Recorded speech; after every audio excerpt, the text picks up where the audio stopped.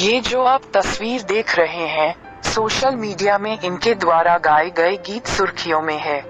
आप समझ ही गए होंगे। जी हाँ, हम बात कर रहे हैं यूहानी की। अगर इनकी जन्म की बात करें तो यूहानी का जन्म 30 जुलाई 1993 को कोलंबो, श्रीलंका में हुआ था। वह पूर्व सेना अधिकारी मेजर जनरल प्रसन्ना सिल्वा की बेटी हैं। उनकी मां दीनिथी डी सिल्वा श्रीलंका एयरलाइंस में पूर्व केबिन क्रू सदस्य थीं। वह एक बौद्ध हैं और अपने प्रारंभिक जीवन से ही उन्होंने बौद्ध धर्म का पालन किया है। यूहानी की एक छोटी बहन शविंद्री डी सिल्वा है, जो वर्तमान में चिकित्सा की पढ़ाई कर रही है। अपने पिता की सैन्य पृष्ठभूमि के कारण दोनों लड़कियां श्रीलंका के विभिन्न सेना अड्डों में पली बढ़ी। यूहानी की संगीत में रुचि और अभ्यास उनके जीवन में ही शुरू हो गया था, और यह उनकी मां ही थीं, जिन्होंने उनकी उत्सुकता को पहचाना और उन्हें कम उम्र में ही इस जुनून को आगे बढ़ाने के लिए प्रेरित किया। वह अपने माता पिता के संगीत प्रेम के बीच बड़ी हुई, क्योंकि वे अक्सर बीस, स्पाइस गर्ल्स, ए.आर. रहमान और एल्टन जॉन को सुनते थे। एक कलाकार के रूप में अपना करियर बनाने से पहले उन्होंने general sir John Kotelawala defence university से लॉजिस्टिक्स मैनेजमेंट और प्रोफेशनल अकाउंटिंग में अपनी उच्च शिक्षा पूरी की। उन्होंने सीक्यू यूनिवर्सिटी ऑस्ट्रेलिया से अकाउंटिंग में मास्टर डिग्री भी प्राप्त की। मार्च 2019 में श्रीलंका लौटने पर यूहानी का संगीत करियर केंद्र में आ गया। वह पेट्टा इफेक्ट में शामिल हो गई, एक रिकॉर्ड लेबल जिसे दिलांजन द्वारा सह स्थापित किया गया था, और इस शो को चलाने वाली कई युवा प्रतिभाएं थीं। फरवरी 2020 में प्राइमा कॉटूमी ने यूहानी को 2 साल के लिए अपने ब्रांड एम्बेसडर के रूप में साइन किया, जो उनके पहले महत्वपूर्ण ब्रांड एंडोर्समेंट में से एक था। इसके बाद के महीनों में यूहानी को रेड बुल रिकॉर्ड्स द्वारा साइन किया गया, जिसके पहले एकल आई का प्रीमियर अगस्त 2020 में हुआ। 2020 के उत्तरार्ध में नई रिलीज देखी गई। दूसरा सीता दावुन है। तीसरा एक गीत है जो द्वीप पर 30 साल के युद्ध को सहन करने वाले नागरिकों के साथ गूंजता है।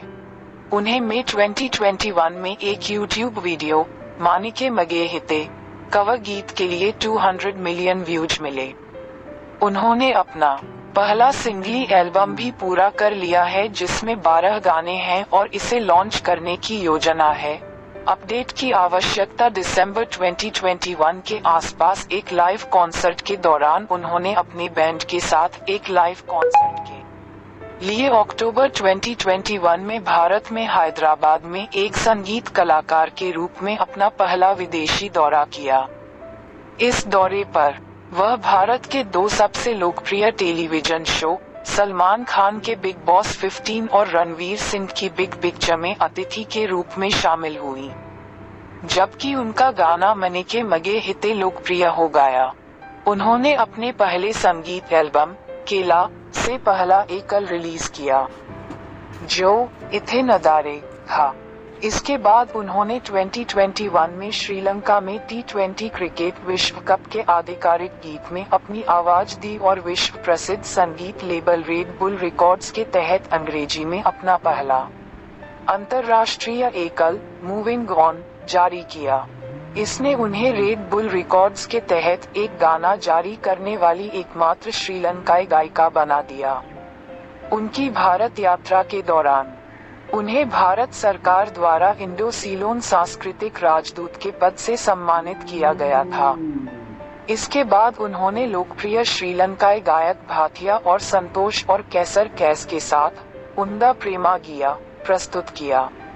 दिसंबर 2021 में उन्होंने दुबई एक्सपो 2020 में भाग लिया। बाद में श्रीलंका के कई लोकप्रिय गायकों के साथ LPL 2021 के आधिकारिक गीत में योगदान दिया। ADK के साथ तमिल सिंगली गीत राइडर फाइटर उसी महीने जारी किया गया था। जनवरी 2022 में उन्होंने हैरिस जयराज द्वारा रचित एक तमिल गीत और भीमा सेरिसेलियो द्वारा रचित तेलुगु फिल्म धमाका में तेलुगु गीत व्हाट्स हैपनिंग में योगदान दिया। उस महीने LMD पत्रिका द्वारा उन्हें वर्ष का श्रीलंकाई पुरस्कार दिया गया था। फरवरी 2022 में उन्होंने संदेश बंडारा के निर्देशन में ते परेरा के साथ गजमन नोना गीत में योगदान दिया। उसके बाद उन्होंने दुबई मीडिया के साथ बहुत काम किया और इस बीच उन्होंने अपने विश्व प्रसिद्ध गीत मानिके मगे हिते के हिंदी संस्करण को गाने में योगदान दिया।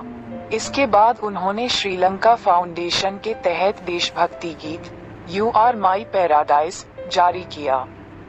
इसने श्रीलंका में पर्यटन उद्योग को बढ़ावा देने में योगदान दिया।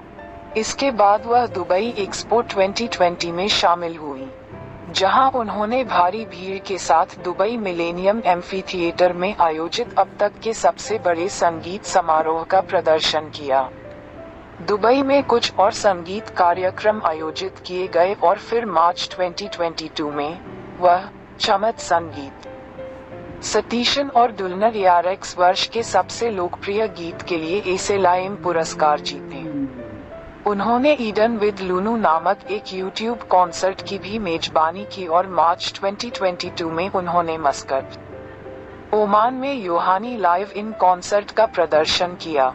अप्रैल 2022 में वह टी सीरीज में शामिल हो गई, जो संगीत लेबल है जो दुनिया के सबसे बड़े यूट्यूब चैनल का मालिक है।